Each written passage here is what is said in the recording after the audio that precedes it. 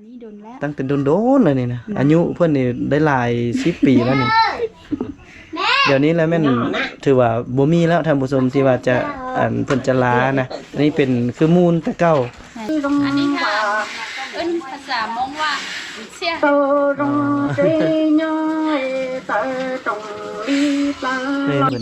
ในการทัก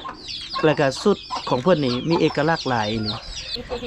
ลูกแหละมาจากคำม่วนเลยอยากมาเบิ่งวิถีชีวิตอยู่ทางนี้โดยอยากเห็นวิถีชีวิตเกี่ยวกับชนเผ่าไทยเฮาอะนะโอ้การใช้ชีวิตของเพิ่นก็ส่วนใหญ่เนาะอยู่นี่เป็นอยู่ตัวเมืองเนาะแม่เนาะอยู่ตัวเมืองละอ๋ออันนี้อะไรเฮ็ดหยังนี่น้องสาวนี่อันเล่นพี่เนาะมาเบิ่งเพิ่นแซวอันนี้เพิ่นแซวเฮ็ดหยังนี่แม่แซวนั่งนั่นน่ะอันนี้เพิ่นเอิ้นหยังนั่งอันนี้เพิ่นเอิ้นหยังอันนี้วะโดยเปล่าแล้วบ่ได้จังได๋ชอเองโอ้ว่าจีน่าจะอ้วนน้านะอันนี้ล่ะกู้ซื้อแต่เขาเจ้าเฮ็ดอันเป็นเสื้อผ้าที่ชนเผ่ามุงใส่อันนี้เอาไปเฮ็ดเสื้อบ่แม่นอันนี้เพิ่นจะเฮ็ดเป็นเครื่องนุ่งเพิ่นเนาะเพิ่นเซลนี่มาเฮ็ดขายอันนี้แม่นเขาเจ้าเลยล่ะมันเป็นไหลหัดมาเฮ็ดซื่อๆกันทองนี่เนาะก็เป็นลิงลวดลายที่สวยงามเป็นเอกลักษณ์ของชนเผ่ามุ้งอยู่แขวงไส้สมบูรณ์ท่านผู้ชมแต่ว่าวิธีของเผ่ามุ้งนี่บ่ว่าจะอยู่แขวงใดนี่จะลักษณะคล้ายคือกันเนาะในการใช้ชีวิตของเพิ่นในการทักและก็สุดของเพิ่นนี่มีเอกลักษณ์หลายนี่เอกลักษณ์เฉพาะเลยเนาะชนเผ่าเพิ่นนี่เสียดายแต่บ่มาบ่ถึกตอนนั้นเพิ่นนุ่งเครื่องโอ้ยกันเจอนี่สุดยอดเลยความงดงามอันนี้ยังอู้แต่ประมาณเดือน12ไปนั่นแหละอยู่เฮือนเฮานี่มีจักคนก็อยู่นะครับครอบครัวกลางนี่วะก็หลายคนอยู่ได้ประมาณ7-8 คนนี่แหละ7-8 คนเนาะเป็นครอบครัวใหญ่สมควรเนาะอยู่นี่ก็ได้ส่วนใหญ่เพิ่นจะอยู่แบบ 2-3 ครอบครัวบ่อยู่ในเป็ดเจ็บเกิดอันนี้วะย่อโอ้ยเดียวเลยครอบครัวเดียวเลยมีพ่อเฒ่าแม่เฒ่ามีแม่กับแม่ตู้ลาน้องสายน้องสาวกันน้องเขยและอันน้องสาวล้านในการหลานที่หลานหลายคนคือขออนุญาตถามหน่อยแม่เฒ่าเนาะแม่เฒ่านี่เพิ่นเอิ้นเพิ่นเว้าภาษามงเฮาว่าอันไหนแม่เฒ่าอันนี้วะปอถ้าเป็นพ่อเฒ่าดิอันถ้าว่าอันพ่อตู้นี้เขาเอิ้นว่าเยอะปอเยอะพ่อตู้แม่ตู้ปอเยอะเนาะแม่นลูกสาวลูกชายเด้อันลูกสาวนี่เขาจะเอาเอิ้นว่าอันอินชัย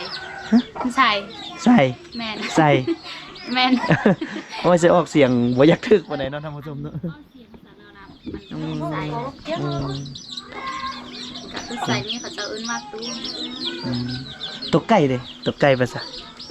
สมองวะภาษามงไก่คือกันไก่โอ้ได้มาเรียน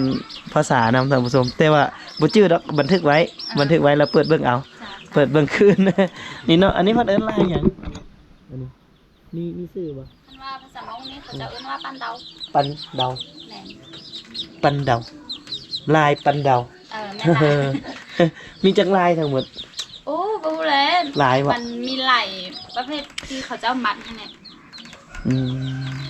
ตัวนี้เฮ็ดเฉพาะเครื่องไม่ยิงบ่ไม่ยิงก็ได้ใส่ก็ได้เพิ่นเอามาใส่เสื้อหรือว่าเป็นใส่เสื้อเนาะเดี๋ยวก็ติดตามเบิ่งถ้ามีโอกาสก็สิได้มากินเจียงเนาะลินมะคอนเนาะลินมะคอนนี่เพิ่นโยนให้หยังปกติแล้วเพิ่นโยนให้หยังอันนี้มันเป็นที่ของลาบ่ฮู้ว่าเขาเจ้าเพิ่นโยนกับผู้บ่าวบ่หรือว่าแนวใดผู้บ่าวก็ได้หมู่คู่ก็ได้แนวใดก็ได้เพราะว่าเคยได้ยินเนาะเคยได้ยินว่า บางเขาเจ้าเผ่ามงเขาเจ้าจะจีบสาวจีบเป้าอยู่ในการลิ้นมะคอนหั้นนะ แม่นอันนี้ก็แม่น จ้า แต่อัน ที่ก็จะที่อ้อ เป็นคอนนี่ก็หมู่ก็ได้ผู้เว้าหรือว่าผู้สาวในใดก็ได้ ในใดก็ได้หมด โดยแล้วเอิ้นอะไรก็วะลืมแล้ว ปอ เอิ้นปอเนาะโอเคเด้ออันนั้นเว้าลาวเป็นบ่เว้าลาวเป็นบ่พุ่นนะ ยังว่าเป็น ยังบ่เป็นเนอะ ยังว่าเป็น ยังจักปีแล้วฮะ 2 ปีไปแล้วที่ อันผู้สาวมงน้อยๆหั่นเด้เว้าภาษามงเป็นแล้วเนาะ พอกเป็นแล้วนึง สบายดีวันนั้นก็ ย้อนจง ย่อจองย่อจอง ตัวไอ้นะเอาย้อนจงนะมา เอ้ยงามแท้หูภาษามงอยู่ติ บ่ มาอยู่นี่บ่ฮู้เลยเนาะ ตั้งแต่มาอยู่นี่บ่เคยเลาะนั่นนี่จักเทื่อเลย ว่าครั้งแรกเนาะเออ โอ้โหเลยภาษาหมู่ ต้องได้เรียนได้มาอยู่ครับเป็นอาจารย์อยู่ติ เป็นอาจารย์สอนภาษามง คันที่ฮู้ก็สอนเอาคันที่บ่ฮู้ก็บ่ฮู้สอนคือกัน ดีและมื้อนี้มีเจ้าถิ่นพาเลาะบ้านเนาะชื่อว่าน้องไหมเนาะชื่อเพิ่นน้องไหมแล้วก็บอตติ้งเนาะอันนี้ก็ สบายดีท่านผู้ชม นี่ก็ต้องขอฝาก FC บ่าวเตียงคำเข้ามากดเบิ่ง2เพิ่นจะถ่ายทอดวิถีชีวิตของพี่น้องชาวชนเผ่าเนาะอยู่ที่แขวงไซสมบูรณ์ โดยเฉพาะแม่นชนเผ่ามงชีวิตการกินการอยู่ฮีดของประเพณีต่างๆเนาะก็ฝากน้ำ ฝากเด้ออันนั้น FC บ่าวเตียงครับเนาะ ไปเอาไปเลาะเบิ่งโอ้ ไม่ งั้น ปีเท่าได้ปีบ่เคย บ่เคยเลาะบ้านเนาะน้องใหม่เนาะน้องใหม่คนอยู่ในบ้านหยังก่อนล่ะ บ้านก็สงบ ผาสะงบโอ้วิวทางนี้ยังสวยงามอีหลีนี่ท่านผู้ชมเฮือนซานเพิ่นได้เรื่องเลยขอบเขตนี่อ๋อแล้วก็ทางหลังบ้านก็จะเป็นผาหินปูนงามถือว่าวิวแขวงไส้สมบูรณ์นี่งามหลายท่านผู้ชมถึงว่าจะเป็นอยู่ในตัวเมืองแต่ว่าการใช้ชีวิตนี่ก็ยังถือว่ายังดั้งเดิมอยู่ยังเห็นเพิ่นกระเตกระเตนะ ว่าเพิ่นนี่เขียนใส่บาทผู้สาว แม่นล่ะอันนี้ไปเหมือนกัน นี่เนาะท่านผู้ชมวิวเพิ่นกระเตครับเพิ่นเอิ้นหยังโตเพิ่นเตเครื่องเตหยังมานะโตเพิ่นอันแบบผู้หญิงบ่ผู้ชายที่เขาเจ้ามักเตแล้วเอาเครื่องใส่นะเห็นบ่เพิ่นเปของป้าของดงจังมานะ อันนั้นเอาน้อง มันเป็นกระเตบ้านอันถ้าเป็นภาษาลาวเขาเอิ้นว่ากระเตนะเพิ่นเตทั้งหลังมานะ คือน่ะได้ อันเพิ่นเตทั้งหลังเด้เพิ่นใส่เครื่องใส่หยังหั้นนะ อ่าน เพิ่นอองอีจังมานะภาษามงเขาเอิ้นได้เพิ่นพายทั้งหลังมานะเพิ่นเอิ้นว่าหยัง ก็เข้าใจแหละ บ่เข้าใจ ภาษาหมู่เพิ่น ยอทรงยอถึกอยู่บ่นี่ยอทรงยอทรงยอทรงนี่สบายดีแล้วเนาะ อันนี้บ้านเก่าบ่ซื้อบ้านเก่าบ่ขี้ช้างนี่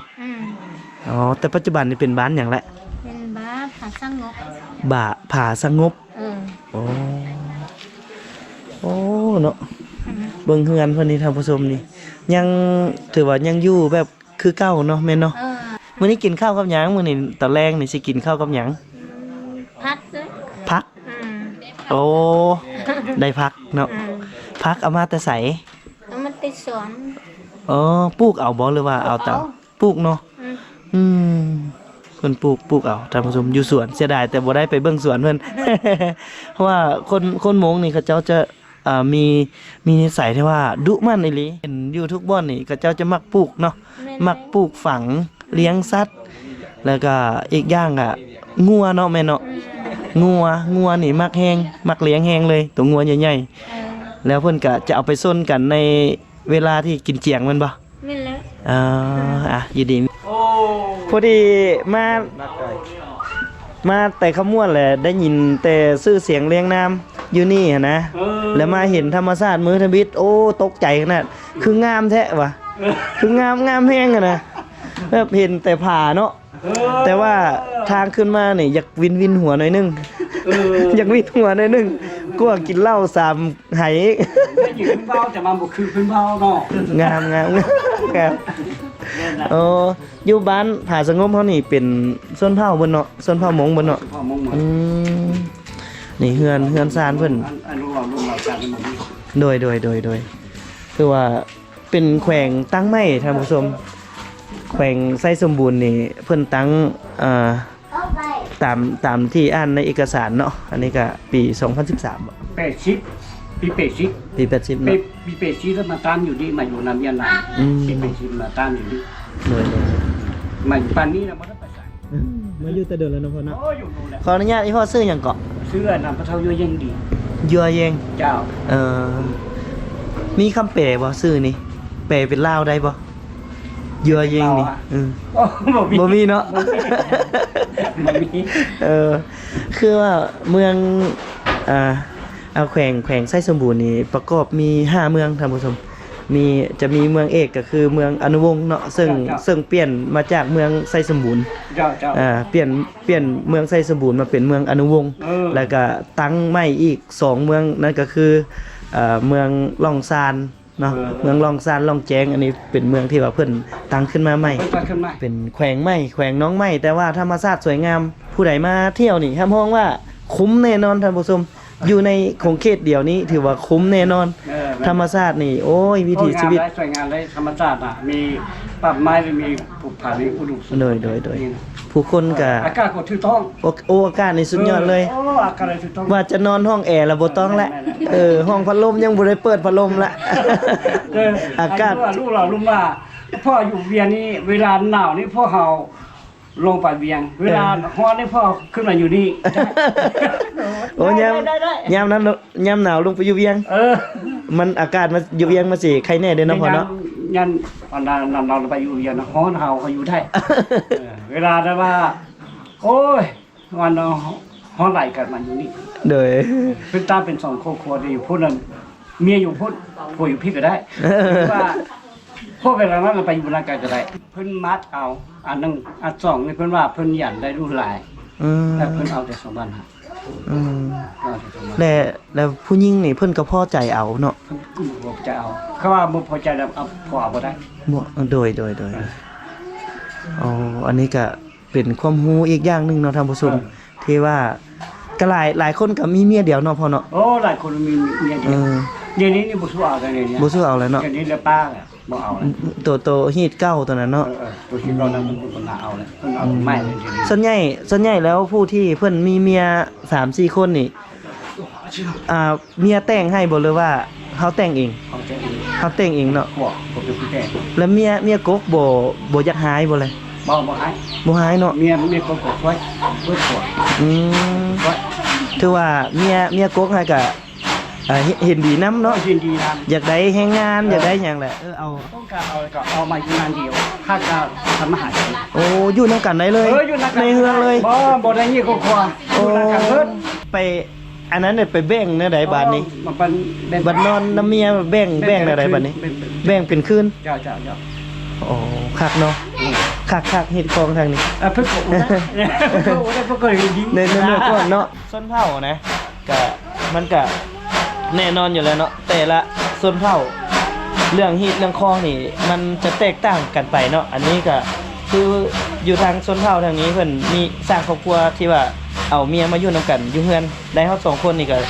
โอ้คันเป็นแท้เฮานะคือบ่แต่คำตายแท้ ตายแท้พอเลยตั้งแต่คึดพี่เลยนั่นขอขาดก่อนแล้ว เนาะจากใดก็มาศึกษาวิถีชีวิตอยู่ทางแขวงไส้สมบูรณ์เนาะเดี๋ยวเราจะไปต่องานใหม่ให้น้องใหม่พาเราเองข้ามูกินแล้วเนาะโดยใช้เวลาดนบ่มีอย่างเองละเริ่มเองละย่อส่งย่อส่งย่อส่งย่อส่ง เอาตัวใช้นี่เนาะ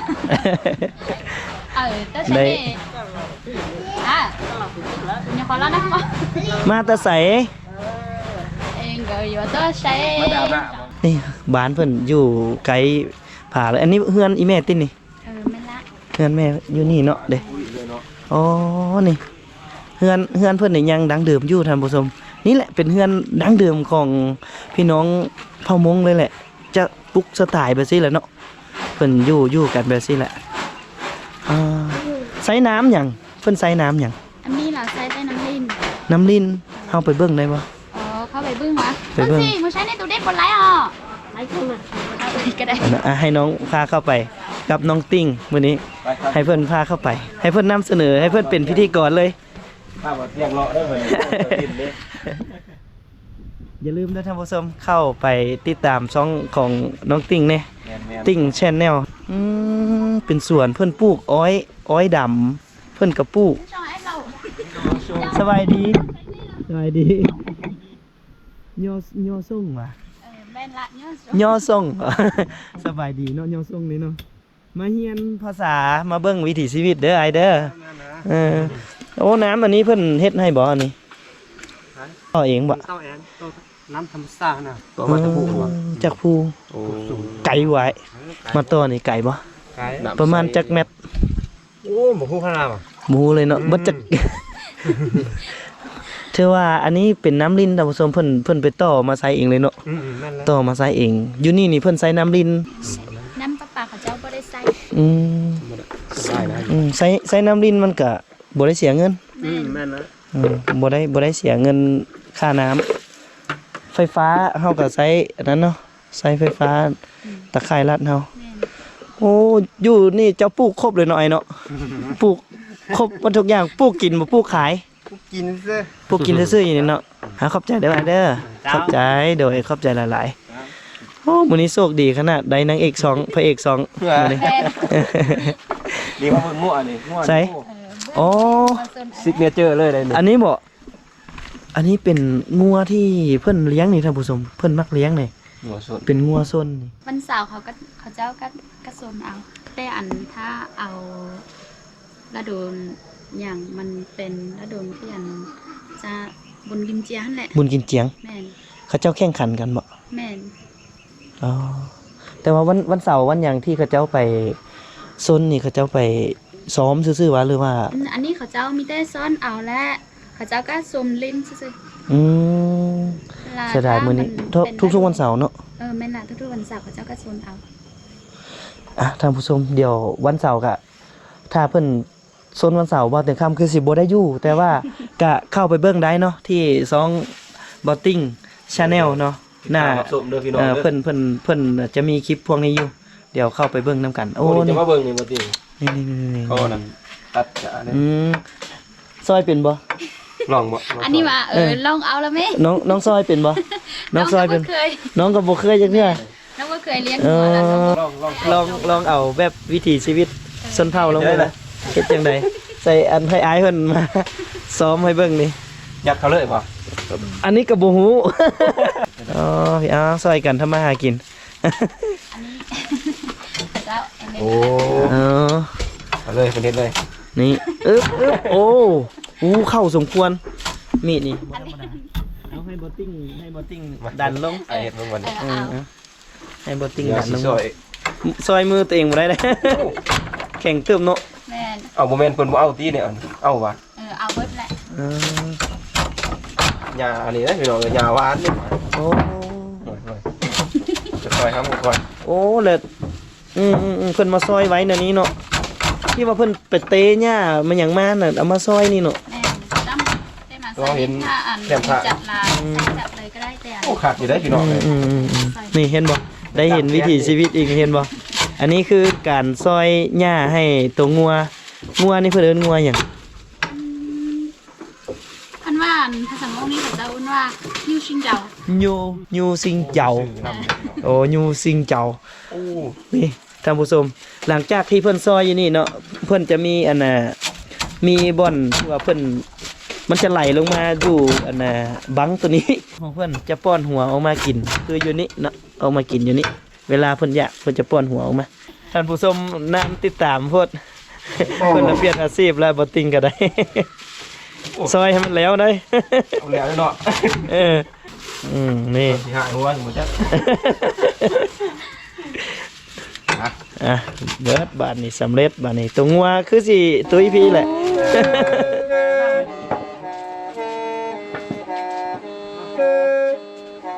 ขามันได้อะไรนี่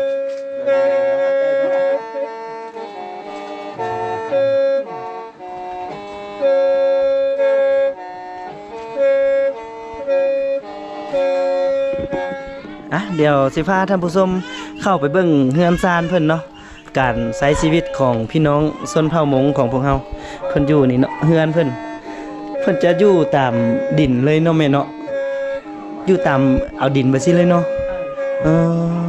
คักเนาะเฮือนอยู่ไปสิคักท่านผู้ชมนี่จะเป็นแบบลักษณะเป็นบ่อนอยู่บ่อนนอนเพิ่นก็อยู่นี่เพิ่นใช้เฮ็ดหยังบ่อนนี้บ่อนนี้นี่เพิ่นเอามาอยู่หยัง Nè dạ. Nè hai cha nó. ฮะ Nè hai cha. Của chị chị เพิ่นใช้อยู่หยังบ่อนนี้ เป็นอย่างก่อน บ่อนนี้นี่เพิ่นใช้เฮ็ดหยังพื้นที่บ่อนนี้เจ้า วันที่บอนนี่ล่ะอันบันเทือกันกินข้าวเนาะ อืม ล่ะเขาเจ้าใส่ได้อันอยู่ไปนี่แหละบ่ได้ใส่หยังเลย เลิกกินข้าวกินน้ำอยู่นี่เลยเนาะ แม่น ของโซนเผ่ามง อันนี้ล่ะมันเป็น นี่คือมนต์เสน่ห์ของพี่น้องชน แต่ เผ่า อันบันเทืออันถ้ามีอันกัน เพิ่นบ่เทพื้นบ่หยังเลยเนาะเพิ่นอยู่ตามดิน บ่ได้เทมีแต่อันเดี๋ยวนี้ล่ะเขาเจ้าอันนี้ก็บ่ฮู้เลย Của hai cha. เออ Ai tư hộp phân chi. ก็เทก็ลุ่มเบดอนนึงก็เทก็ลุ่มเบดอนนึงค่ะ Ai tư hộp phân chi. ว่าเราบ่ฮู้ปานใด เอ เนาะ อแม่นอันนี้ล่ะอันท่านน้องเอิญล่ะเป็นป้าแล้วเด้อแต่อันนี้ชื่อว่าอันภาษาเรานี่มันสี สี แม่น อืม ชื่อสีวันซีรีได้อันเอาผัวอันน่ะเอาผัวเสียงว่างเนาะ สีอันนี้ชื่อสาวเขาแหละ ชื่อตอนยันสาวละชื่อซีรีนั่นแหละ แล้วเท่ามาแล้วเปลี่ยนบ่เปลี่ยนชื่อบ่ อันบ่ได้เปลี่ยนมีได้อันประเพณีของอันพวกชนเผ่ามงน่ะมีได้เปลี่ยนชื่อละเปลี่ยนอันนำผัวซื่อ เปลี่ยนน้ำผัว ๆแม่น เอาผัวแล้วเปลี่ยนน้ำผัว แม่นละ เดี๋ยวเราไปเบิ่งเฮือนครัวเพิ่นก่อนเนาะ ไปให้น้องใหม่พาไปเบิ่งเฮือนครัวเพิ่นจักหน่อยหนึงอ๋อนี่อุปกรณ์เพิ่นนี่ท่านผู้ชม อันนี้ล่ะ อุปกรณ์เกี่ยวข้าวนี่มาเบิ่งพี่ก่อน อันนี้เขาเจ้ากำลังนิ่งเขานะ หนึ่งข่าวว่าภาษามงเฮาเด้อ อันภาษามงแม่นอันเขาเจ้าว่าจุ้มหมอ จุหมอ แม่น จุหมอ แม่นอันนี้ล่ะภาษามง หนึ่งข้าวแรง แม่นแจ จูหมอ จุ้มหมอ จุหมอ อันนี้หวะ อืม บุ้มแม่น ข้าวหยังนี่ เพิ่นสิเนาะมาเปล่ามาจ้วอันนี้แม่นข้าวเหนียว ข้าวเหนียว โอ้กินข้าวเหนียวกันเนาะ คือกัน อืม อันข้าวเหนียวเขาเจ้าก็กินคือกันแต่อันสันเผามงนี่เขาเจ้าบ่ค่อยกินข้าวเหนียวหลาย ส่วนใหญ่จะข้าวเจ้าเนาะ แม่น อืม นี่เด้อันนี้ตัวจะบอก อ๋อนี่ตัวนี้นี่บอนเฮาว่านี่ อ๋อเมื่อกี้ไอ้ถังตัวนี้ ถามตัวนี้ สามมงน่ะ เอออั อันเขาเจ้าอึ้นว่าเก๋อ เก๋อ แม่น เออ อันนี้อันถ้าอึ้นภาษามงนี่เขาเจ้าอึ้นว่าเก๋อ เอาไว้ใส่เครื่องของ แม่นละแต่เมื่อกี้ไอ้ว่าภาษาเรานี่น้องก็บ่ ง เก่ ง งได้ยิน กะเต้ ภาษาลาวเฮาเอิ้นกะเต้อันนี้ อันนี้เพื่อว่าเตะแบกทางหลังอะนะเอิ้นทางใต้เนาะ เก็บกาแฟ นี่ทางใต้เห็นป่ะทางใต้ทางกลางทางเหนือนี่จะแตกต่างกัน หลายสมควรนะท่านผู้ชมโอ้นี่จะเห็นบ่ท่านผู้ชมมักสาลีอะเพิ่นเอาไว้เฮ็ดแนวบ่ตอนน่ะ อันนี้ เอาไว้เฮ็ดแนวบ่ แม่น เอาไว้ปลูกปีหน้า แม่น ไว้เฮ็ดแนวปลูกปีหน้า อันนี้ก็เป็นเฮือนครัวเพิ่นท่านผู้ชมจะอยู่ลักษณะแบบนี้แหละเนาะการใช้ชีวิตอยู่ในของเขตนี่ก็ได้อันนี้เป็นบ้านเทศบาล สะอาด เนาะ เนาะเพื่อน ถึงว่าจะอยู่น้ำขี้ดิน โอ้ยจกบดน้อยเพิ่นสิ อยู่น้ำดินแต่ว่าบ่เห็นเศษขี้เหงื่อเลยท่านผู้ชมอยู่สะอาดยอมรับเลย เบี้ยงแล้วมึงยัดสิแล้วเบี้ยงแล้ว ยอมรับ ดิน ว่า ได้ดีอยู่ ดินเป็นดินเนาะ ดินแข็ง เราเจ๊จอดกันหรือยัดตัวกูไอ้ สะอาด แล้ว ยอมรับ ยัดอ่ะ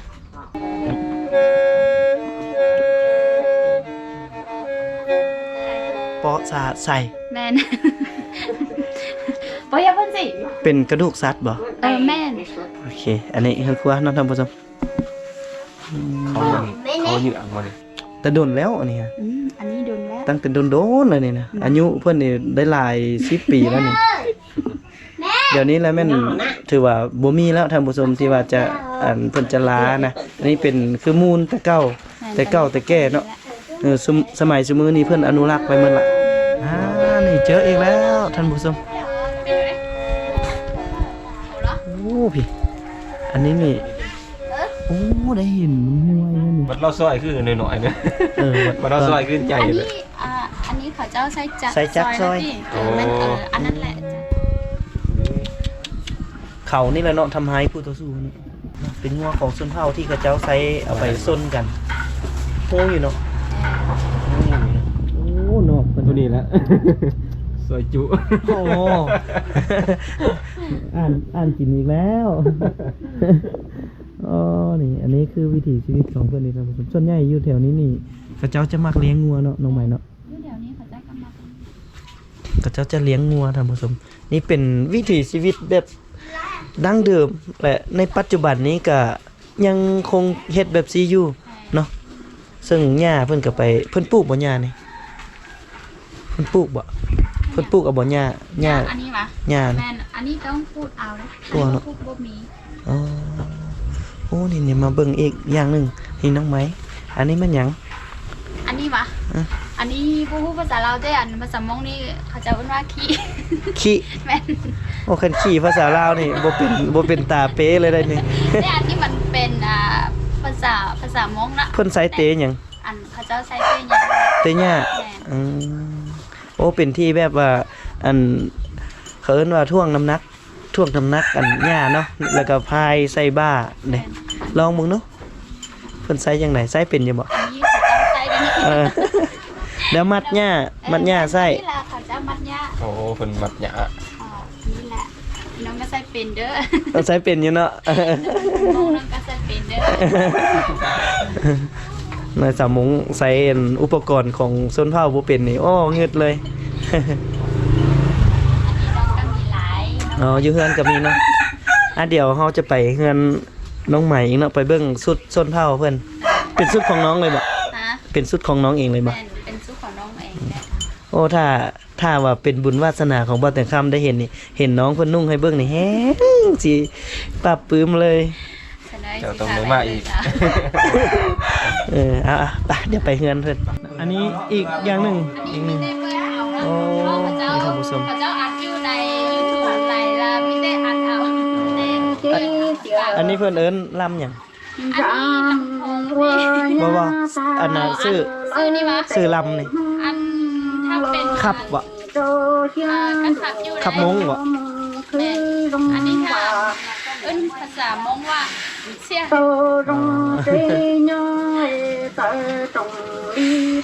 นี่เนาะ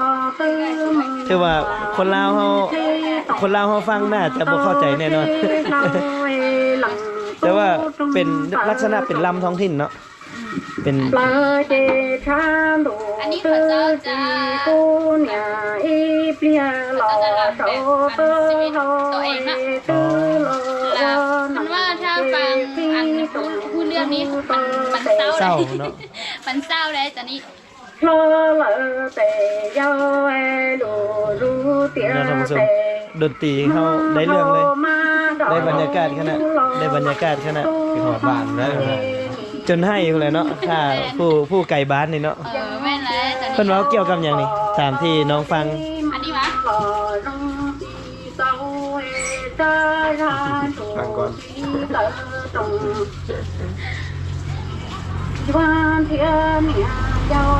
อ๋ออันนี้เขาเจ้าจะอ่านลำเกี่ยวกับอันผัวหน้าที่อันที่อันผัวอัน ผัวจ้ามีอันจ้ามีสู้อันนี้แหละ อ๋อผัวอยากได้เมียอีก แม่นแหละ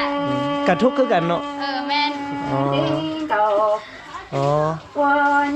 อันนี้ก็เป็นลักษณะเป็นคับมงพื้นบ้านเลยแหละท่านผู้ชมแต่ละชนเผ่าจะมีคับของท้องถิ่นเนาะคือเมื่อยก็มีคับเมื่อยมงก็มีคับมงมีคับซ้ำเหนือคับต่างๆหลายๆเนาะทางภาคกลางเขาก็จะมีลำมหาไซเนาะทางภาคใต้จะเป็นลำสารวัตรพรสวรรค์ประมาณนั้นท่านผู้ชมไปเฮือนน้องใหม่ใช่ป่ะนี่เข้ามาทางนี้มาเฮือนน้องใหม่ตื่มอีกเนาะ สบายดี อีกครั้งหนึ่งไอ้ อันนี้น้องใส น้องทรายบ่จักปีหลายอายุจักปีละ ค่ะ 15ยังเฮียนอยู่บ่ แม่เรียน นี่เป็นเฮือนของน้องใหม่เนาะซึ่งเฮือนเพิ่นก็ เป็นเพื่อนของน้องใหม่เลยเด้อ อยู่แบบดั้งเดิม แม่ เนาะนี่เพิ่นเฮือนเพิ่นนี่จะบ่มีว่าปูกะโหลหรือว่าเทพื้นเนาะเพิ่นจะอยู่ตามดินเลยเพิ่นจะอยู่ตามดินแบบนี้เลยท่านผู้ชมเดี๋ยวสิให้ท่านผู้ชมเบิ่งสุดส้นเผ่าของน้องใหม่เนาะซึ่งว่าสุดนี่โอ้เพื่อสิได้สุดหนึงนี่บ่ธรรมดาเด้อท่านผู้ชมเนาะ ว่าสิเพิ่นว่าน้องสิเอาไว้เพิ่น เหมือนว่าที่ลงให้เบิ่งดิ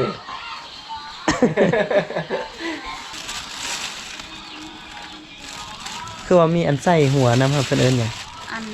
นั้นนะอันนั้นภาษามงนี่เขาเจ้าเอิ้นว่ากมหมอก ลมบ่ ใส่หัวนี่แม่น เป็นหมวกเนาะ แม่นอันนี้เป็นทรง เป็นสุดทรงเนาะ แม่น ตั้มเอาบ่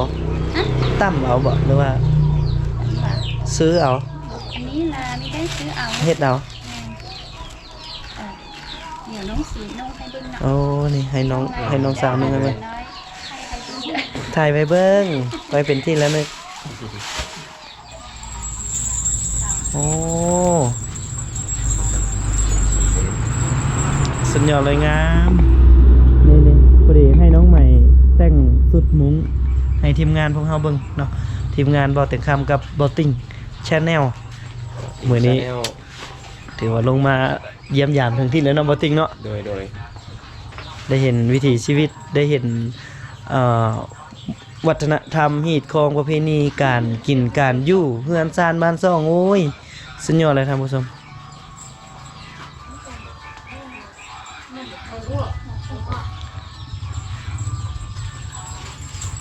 นี่ เก่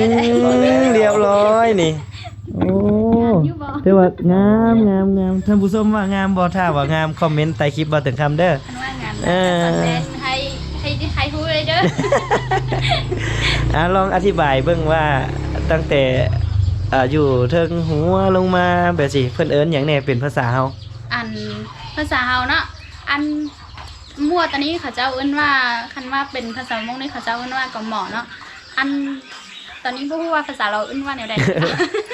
แต่อันภาษามงเขาเจ้าเอิ้นว่าสาวอันนี้ เสา ตอนนี้ล่ะคือมัน เราอยากเฮ็ด คือสมัยเก้าต่อเก้าเลยเนาะตอนนี้ เออ ล่ะอันนี้ล่ะเขาเจ้าเอิ้นว่ากันจังมงเนาะ อืม พอนอยอลัมบีพอน้อยยอลาชี พอน้อยยอเช เออ พอnói do lúc chín á nó sẽ do cái chữ mong nữ giỏi giả liệt tên trong này cái chữ mong kia đi chợ lộc thảo do nãy đi nó xứ kia trong này cho cái chữ mong chợ lộc thảo ฝากมาแล้วฝาก FC ทางมงทางภายในและต่างประเทศเบิ่งนำเนาะ แมนอันเอซีอันเพราะว่าจะเป็นคนมงหรือคนเรานะอันก็ช่วยติดตามอันไอติ้งอันนี้ ไอเตียงคำแน่ อันถ้าอันไผ่จะมาลิ้นใส่สมบูรณ์เนาะคันว่าบ่ฮู้ล่ะก็ติดต่อหาน้องก็ได้เด้อมาสิโลบ้างอันบึ้งบ้านเฮาก็ได้นะล่ะติดต่อหาน้องก็ได้ เดี๋ยวเขาออกไปแจ้งหน่อยหนึงเนาะ เจ้า ไอสิถ่ายให้มันงามๆให้เลย ได้